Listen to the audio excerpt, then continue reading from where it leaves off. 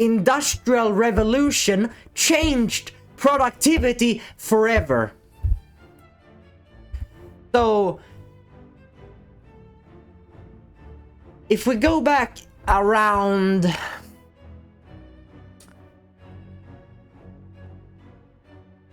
500 to 800 years,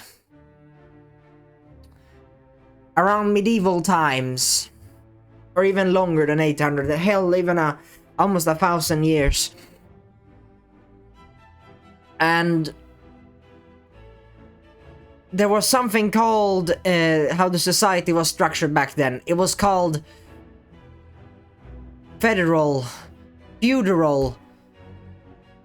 society. It's where the peasants at the bottom, right? The peasants have always been at the bottom. But there are peasants, there are knights, there are vassals, and there is the king, you could say. The king or duke or whatever. So, how it works is the highest rank, the king or the emperor, often kings. So the king, let's say in a country, there's a king. He owns the land.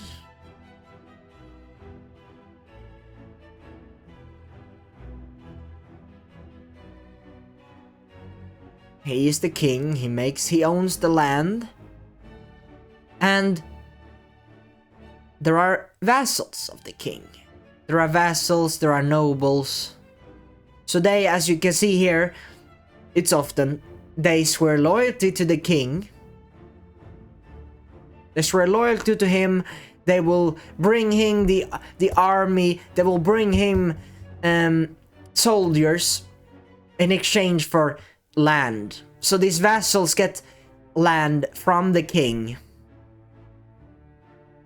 And these vassals, they have their own territories now because of the king's generosity. Because he is the one who owns everything. So now they give him loyalty. Oh, long live his majesty. They bring military assets. And how did they get this military? Well, some of these nobles, as you can see here, they give lands to the soldiers. Right? The military might is extremely important, as, you know, there are wars left and right. The military power is really important for these countries who tries to grow. They want might and power. And so the knights and the power of the army is extremely important. It serves as good soldiers in battle, but also to scare people off from attacking said country. So it has a lot of different... It has a lot of different purposes to have knights. So, in return from the nobles, the knights then fight the nobles and the kings. Because now the knights, they get paid. They get their own small territories, their baronies, there's maybe there is specific areas in the land that they get. And then these become generals and captains, and they have their own people. Yet they still serve the vassal, and the vassal serve the king. Right? And so these people, they offer the peasants protection, the knights.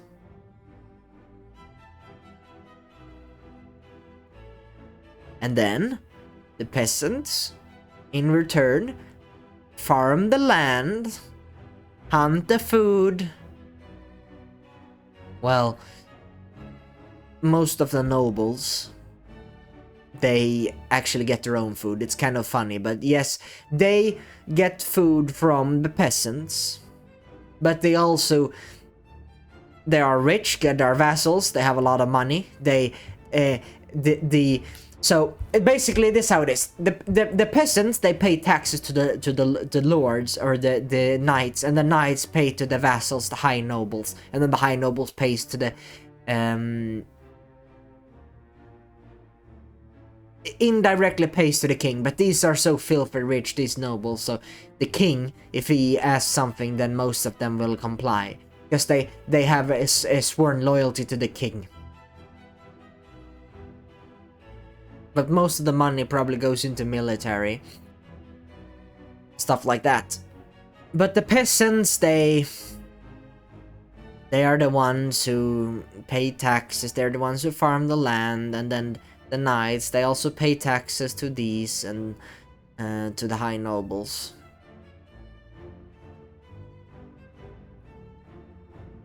Right? And so there were peasants, but they actually got something. They got real protection. They got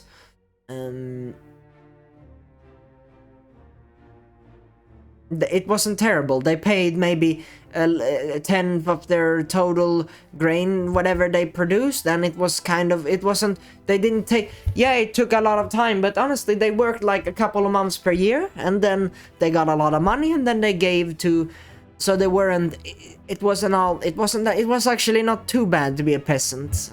Food quality wasn't perfect, but they did get protection. They did get to be outside nearly all of the day. They did have their community, and yeah, maybe they had some sickness there and there, but yeah, it wasn't too bad. It was a pretty good society overall. And then the knights, they got a lot. And then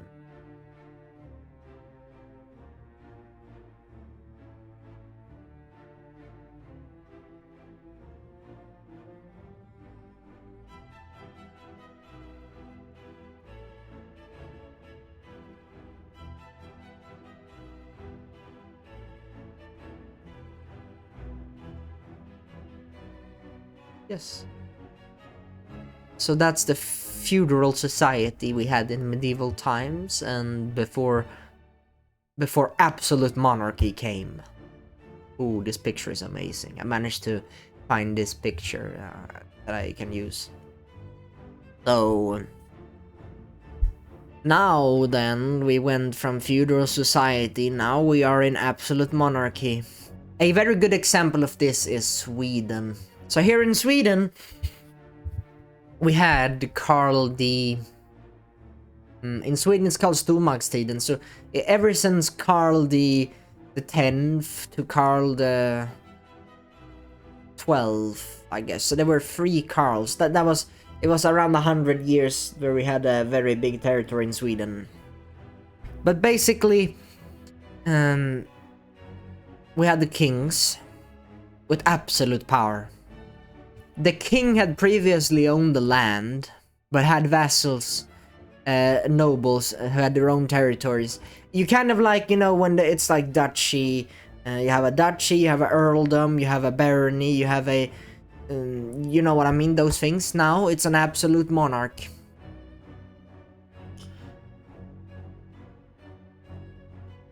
Margraviate.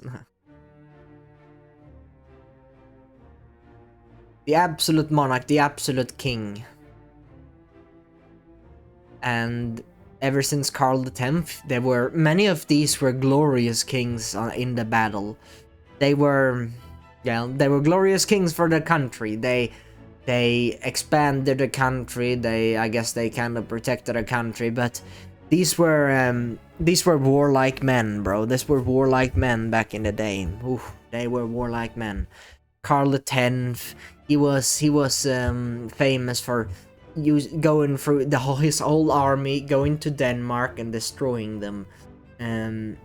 Bro, Denmark is gonna get so triggered by this, but Denmark, you get fucked when Karl X, by Karl X, bro. But then again, Denmark did strike us pretty hard later on, a couple hundred years later, and then the Russia really fucked us up. Holy shit, they were dangerous with their tactic to burn down every food and village so we couldn't plunder and get food for our army.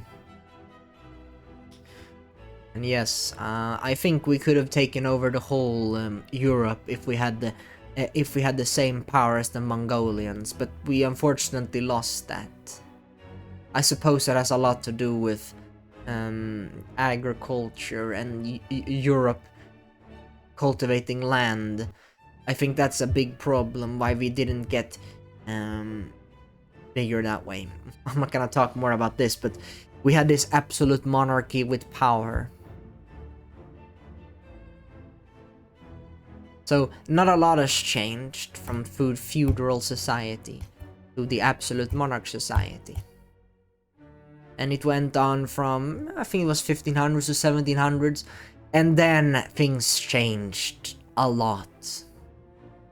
In the 1800s there was something called urbanisering. In English it's basically when everyone moves into the cities. As they honestly did in the medieval times, more and more people lived in the cities. And even more and more in the 1800s, now nearly everyone. Now only a small portion is cultivating the land now. But also we do get later on 1900s, we do get tools to make it easier. In the 1700s, 1800s, right before the Industrial Revolution, we start changing our tools. We have better tools, like metal tools, iron tools. We can cultivate the land better. We got new rules. In Sweden it's called tegar. It's like small areas. So imagine there's a rectangle with an area where you can each single guy has their own land to cultivate. Every peasant's on their own. And then more and more. Now people got a little bit of the bad and a little bit of the good area, because instead of I need one good area and one bad area. One area is a lot of kilometers there and one is there. We have, let's say there's a map on my hand. My area is here and then the other one is right here, so at the other side of the one is here and one is down here. Now we have one area, one big territory. So now we have a little bit of the good and the bad, and we, instead of having one there and one random where, right?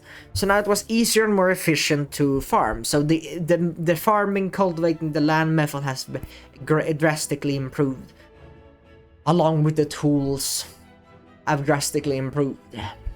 And the living situation had slightly improved from the medieval times where a lot of people died by the Black Death, also called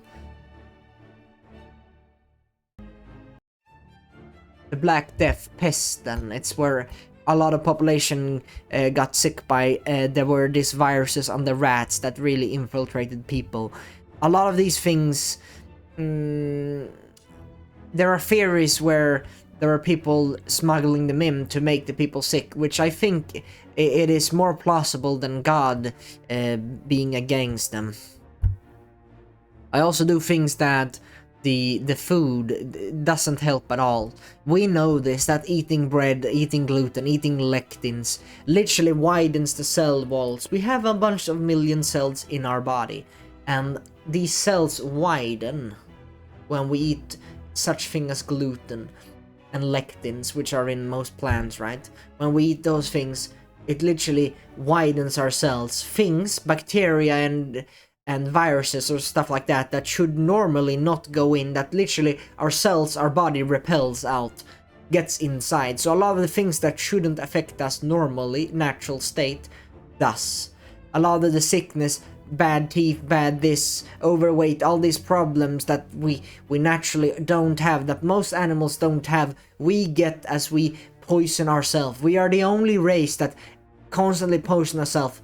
Okay, there are some exceptions. There are some birds that eat bullshit food that we have made. There are like crows, there are weird creatures that eat things such as McDonald's food, there are birds eating that and they get problems.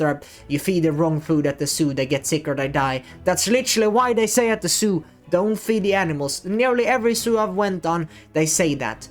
We should have that on humans as well. Don't feed humans plants, because we are not supposed to eat plants. When we eat plants, we get some nutrients, yes, but we also get a fuck ton of poisons.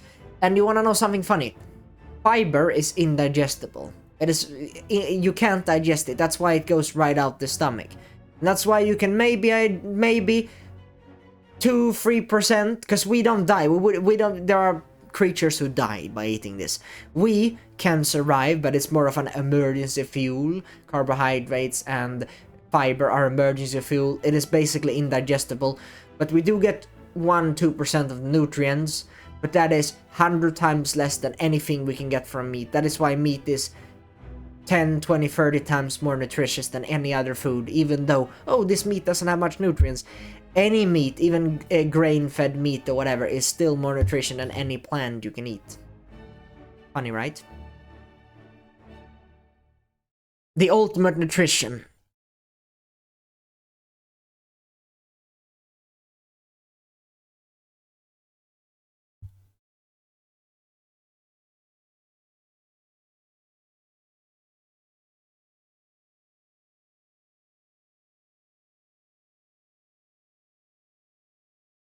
But now, in the 1800s, now when things finally changed, everyone moved into the cities, and it was not. It was one of the worst points in history. One of the things that changed our life the most. I would say that the two biggest things that happened in humanity's history is first when we found agriculture. Three things. When we moved from Africa and started moving out in different parts of the world. That's one. Two, the second biggest thing that, or not second biggest thing, but the other thing that really changed history forever was when we started doing agriculture. First was when we moved from the savannah, second was when agriculture was formed, and the third was the Industrial Revolution, and then I guess the fourth is the technical, where we started getting computers and internet. That is the fourth biggest change in history.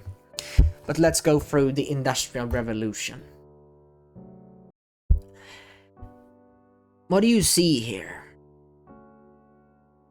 I see a businessman with a hat, with a coat. He is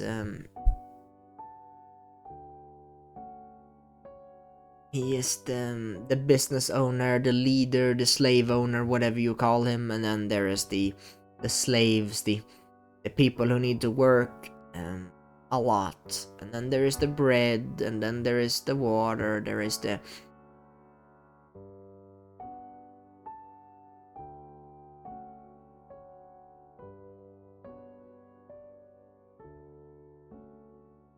Now, a lot of things happened during this time. People from their acres, they were working on the fields, the farms. Now we move into the cities. Now we're going to be productive. We're going to be productive. Now, as a good citizen in our new world, you need now to work for the greater good. Work for God. Work for your boss. Let him be the leading. Let the guide be the God, and let guide be him. This is not an attack on religious people. I am saying that religious people use this. Some evil people used religion as an excuse. The society became evil. This is when aristocrats and farmers and everyone alike became part of this society. Now everyone needs to work, everyone should contribute, everyone should be productive now, everyone should do this and this and that. Now there is a lot of people, the population is growing, people are fertile because of their ancestors, so it takes a lot of years before they get infertile, but because of the ancestors, some of them still look good, some of them look bad, but because of the ancestors, they ate bread, but they still had children, and it worked, because our ancestors ate good. You know, before the modern world with testosterone and plastics and all those things came into light, and so we still had testosterone in our bodies. But now we should work for a manager. We should work 8 hours a day. We should work 9 to 5 every day. Hell, we don't even have weekends. Oh, on Sunday you go to church. And then you pray for God for happiness. And then you work 6 days a week again. And you don't have much free time. You don't have health insurance. You don't have any food at all. You don't have money. You make a living through working 10 hours a day, so the only way to survive is by keep living in the slave race. So to survive, you need to be a slave or you're dead.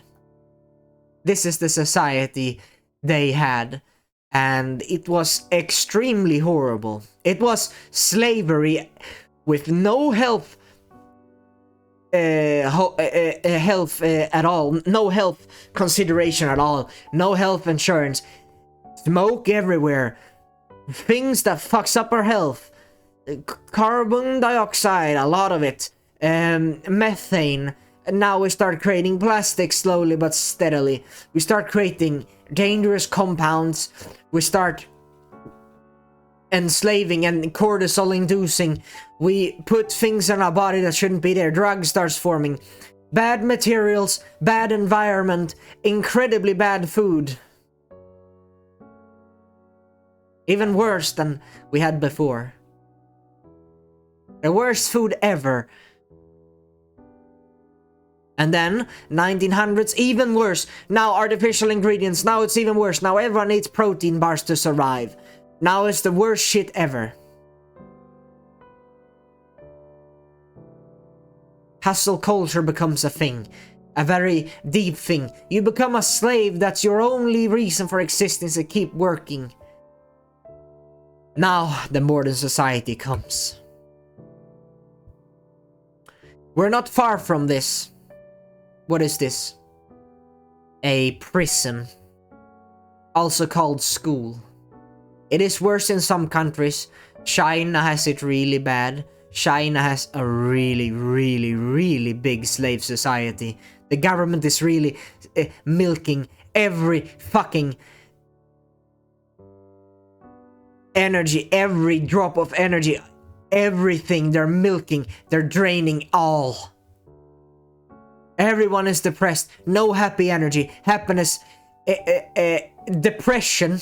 When someone is depressed, you're more likely to be depressed. It spreads. When the environment is gray, boring, depressing. When sunlight is not a thing. There is no sunlight, there is no windows. There is only artificial light. There is only depression.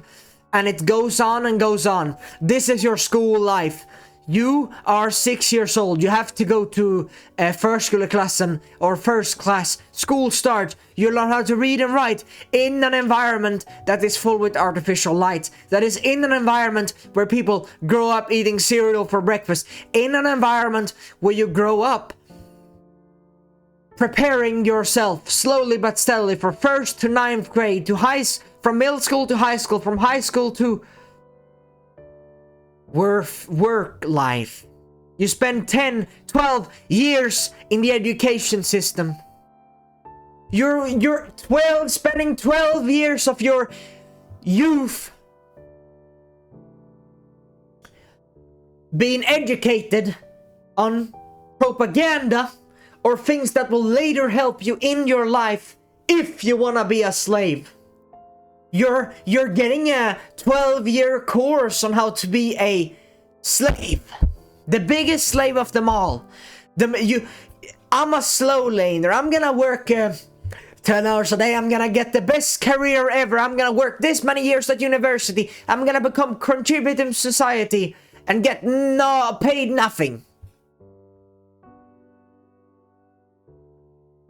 I'm gonna get paid enough to survive, and I will be paid more if I work really hard. But then I will pay my time. Time is money, but you get time is money, meaning you don't make more money by doing that career because you spend more time. You spend 4 or 5 years as a prerequisite to get the career. University 3-4 years. Time is money, yet you spend 3-4-5 years in before you can actually make the money. And then when you make the money, you can't use it because there's no time. Because 9 to 5 plus 2 hours of commute, that is 3 hours per day of unwinding by living a depressed life. There is no time, there is no life.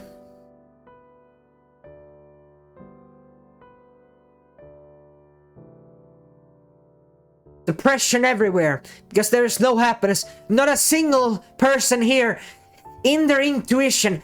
Hell, you can see his face. Is he happy? Is this what he wanna do? Yet society has put something called money. You need to work to make money. You need to be unhappy to make money. But you need money so you can buy freedom. So you need to be unhappy to achieve freedom, which makes no sense, because the only reason you're working is because you want freedom. And so if you get enslaved by the money itself, that's a problem, right? If you get enslaved, it's kind of like, oh, I'm gonna make 100k a month, I'm gonna get a millionaire, I'm gonna read the rat race, whatever bullshit I hear online. Such a fucking bullshit. I'm gonna get 100k a month, 10k a month, I'm gonna make this much money online. And then they're doing a business they don't wanna do. And then they spend this many hours working per day. I see, oh, working 8 hours a day. Oh, purpose. My purpose is working 8 hours a day. Fulfillment is working 8 hours a day. You're the ultimate slave. You're the king of the rats. You're not the king of the nobles. You're king of the fat noble, so-called more than noble slave people. You are the king of the rats. That's all you are. You're king of the slaves. You are the highest status guy in prison, but you're still in prison.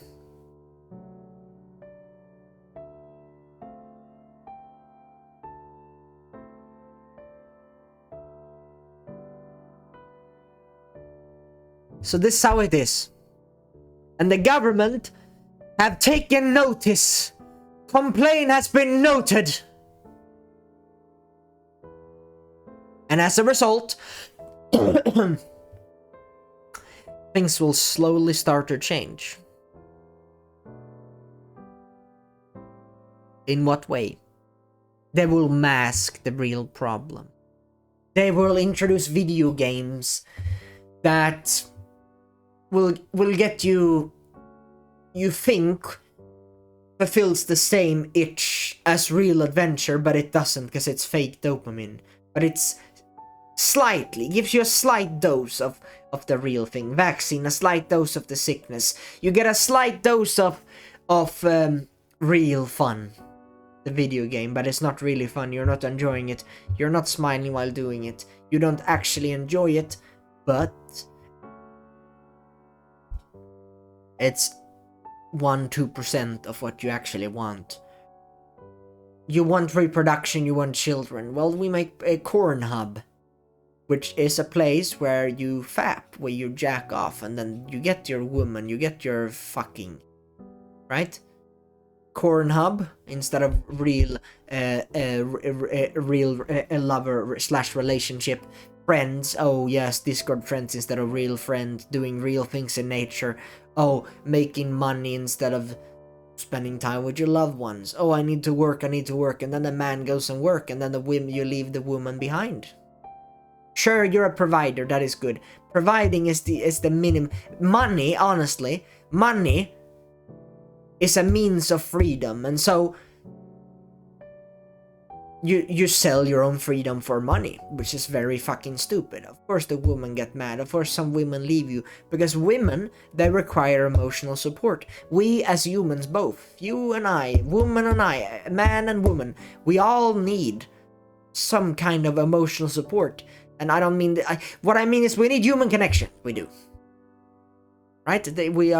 That's how we naturally are supposed to be. When we live closer to nature and mimic what we do naturally, or do what we do naturally, in fact, that's where we get the happiness and fulfillment from. Fulfillment and happiness comes from eating real food, spending time with your children, spending time with your lover, being out in the sun, doing what you want to do. And don't rely on what you want to do instead of discipline. What do you actually want to do? You watch Pornhub. Let's say you're in your room all day. You jack off. Yeah, you want children. That basically means you want children. Oh, video games. Yeah, you want adventure. You need to walk outside in nature with friends. That's what you want. The adventure. Oh, you play you watch movies. You want stories. You want real life experiences with someone, with your lover or a friend.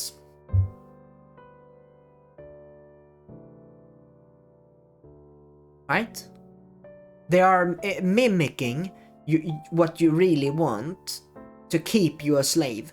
The video games and movies are made to keep you a slave, and then of course they put in brainwashing and more bullshit in those every fucking show has vegetables.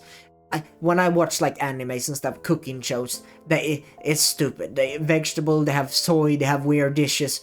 It's all bullshit. There is no raw meat there. There is no sunlight. There is no natural things. It's all bullshit. It's all school. It's all workplaces, romance. It's all this and that. It's all slave.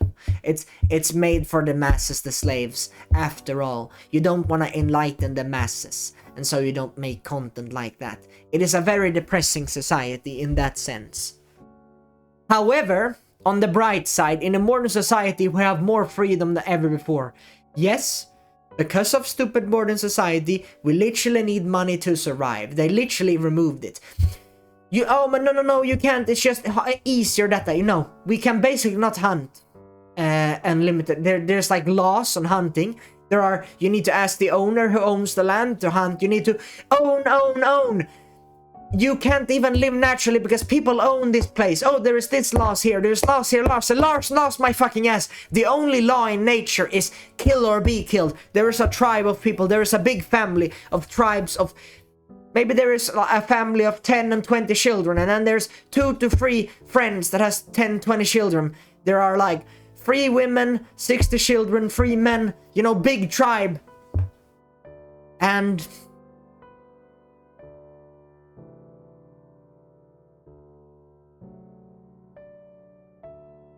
they can't do what they naturally supposed to do.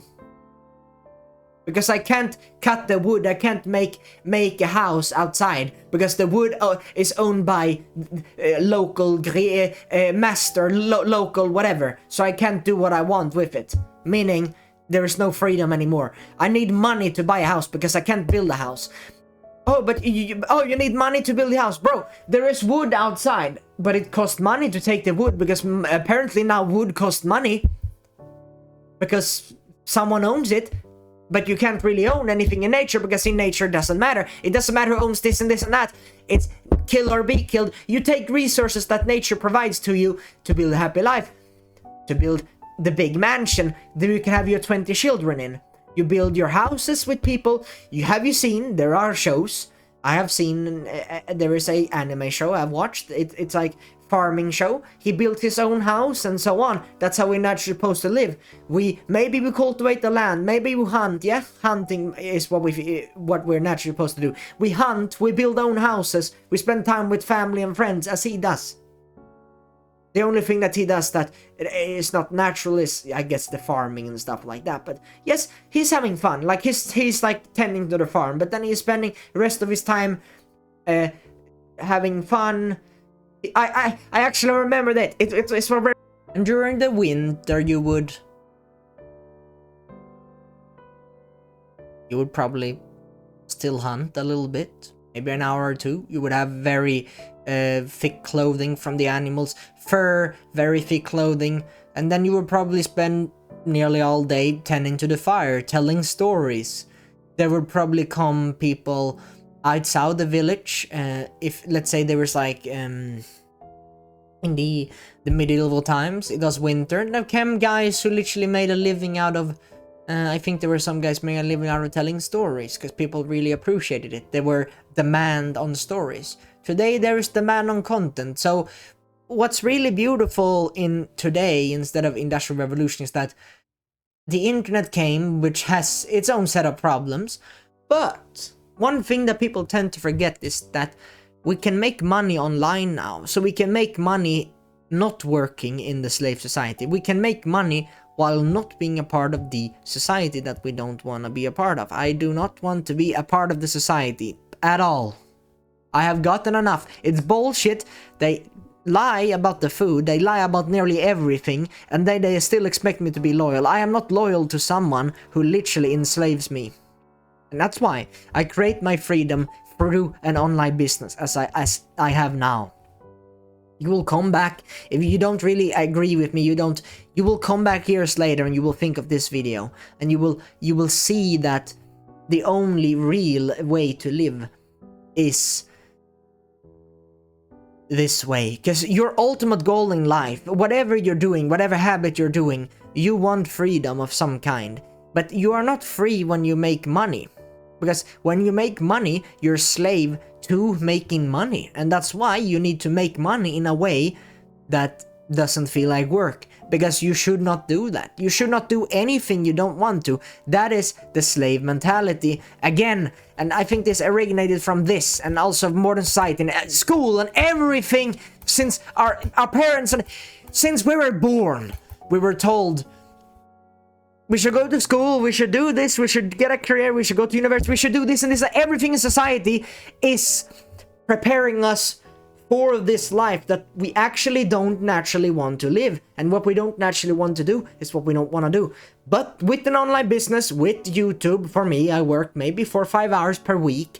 And if I do this 5-10 years in the future, it is not impossible for me to be making 3, 4, 5, 6k or more through these videos. Maybe I sell something cheap for a lot of people, or maybe I sell something expensive, such as maybe I sell an hour or 2 of my time, and I can sell that very highly because my time is extremely valuable, because that's me, right? I keep improving myself, I keep learning, I keep making videos, they get better and better, and I grow my business this way. So that's the beautiful thing in the modern society.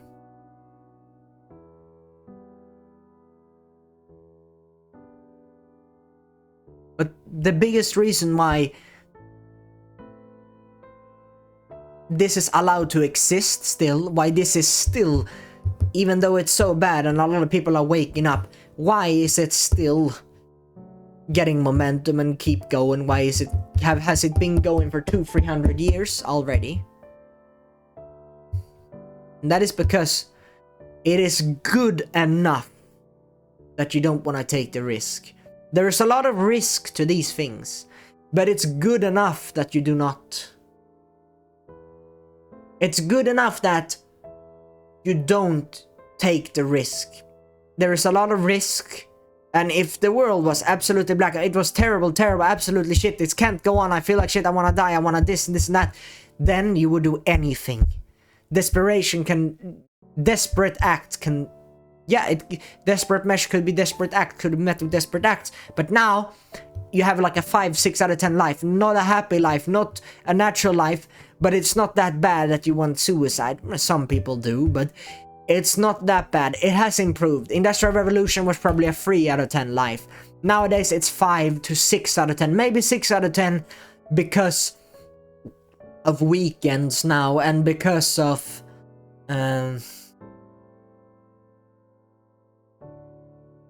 games and such things. I'm not, they kind of make you depressed, but they do mimic the natural state that we never got to ever live in Industrial Revolution. Now we can at least mimic it with maybe, if let's say you have a Discord friends on a game. It's not the real social connection, it's not the real adventure activity outside, but it's still sort of half mimicking the real thing, so it's kind of not as bad.